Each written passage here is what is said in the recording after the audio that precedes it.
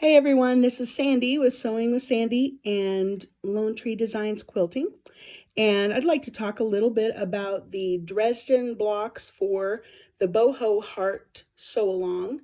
We're doing the Boho Heart pattern by Jen Kingwell and Andrea Bear on my Sewing with Sandy Facebook page.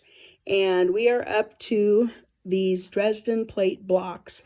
And what I did was went into the pattern and I went ahead and created plastic templates of each of the 3 Dresden shapes from the pattern. So you can see I've got 3 different sizes here. And then for the 8-inch block, you use the one that says centered. It's the medium size. And I went ahead and cut my blades. And in this particular one, I decided to just alternate every other blade the same fabric. And so I just put them together 2 by 2 by 2, then 4 by 4 by 4, etc. until it was all nice and flat. Press everything in one direction. Doesn't matter if it's all clockwise or all counterclockwise, all in one direction. And then it tells you to put the 3-inch circle here. Now, I did use the circle on the 10-inch block, and we'll look at that. But on this one, I got to thinking, you know what? I think that shape and size is about right for the wonky flower. And sure enough, wonky flower, it fits really well over making sure that everything is all covered. And because I'm doing fusible on this rather than a turned edge, the circle definitely would be easier if I were doing a turned edge. But I'm doing fusible. I'm using Steam Seam Light 2, which is repositionable. And I've already put it on, pressed it, cut it on the lines, and I just have the paper to remove. Excuse me for a second. Sorry about that. Get a little tricky. Okay, so I've got my paper off, and now I've got my little bee, and I'm ready to place this where I want it to be.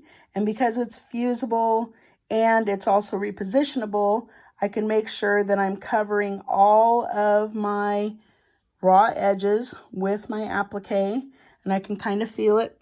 If you can see right here, it's not covered. I'm going to have to pick it up and move it over, and that's why I love the Steam Seam Light 2, because I can pick it up and move it around a little bit and make sure that everything is covered up. And then when it is, I can stick it down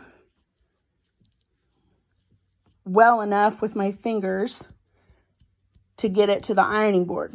Now, what I have it on top of is a goddess sheet. This is a fusible applique sheet, and you can see I accidentally cut it once. If you don't have the goddess sheet or the fusible applique sheet, you can use a piece of parchment paper. You can also use a non-stick silicone mat like you bake cookies on, but I have this.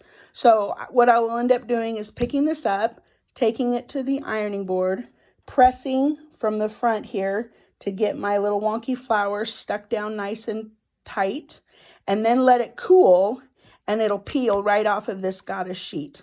And then I will be ready to trim this block to the size that I want it to be. Okay, now if you'll try and go slow so I don't make you all sick. Excuse the mess. I'm in the middle of a bunch of different projects all at once, naturally. But you can see here, this is a customer quilt I'm quilting. You can see over here that I have my 10-inch, or whatever size it was, Dresden done. And this one, it was supposed to be offset more, but when I got it, I realized that if I offset it, I would cut off the heads of either of my birds or cut off my little bee. So I decided just leave this one kind of centered. And what I'll probably do is offset the one with the wonky flower, the smaller one. So it'll still have an offset block. It'll just be the smaller of them. So that's where we're at with this. You can see this one, I decided to do every other, the consistent, the stripe, and then different fabrics, scrappy fabrics for the blades. And I could have done every single blade different. It's just a matter of taste. And I kind of like my eye to have somewhere to rest. So I like a little consistency here and there. So that's why I did this like this. Have fun.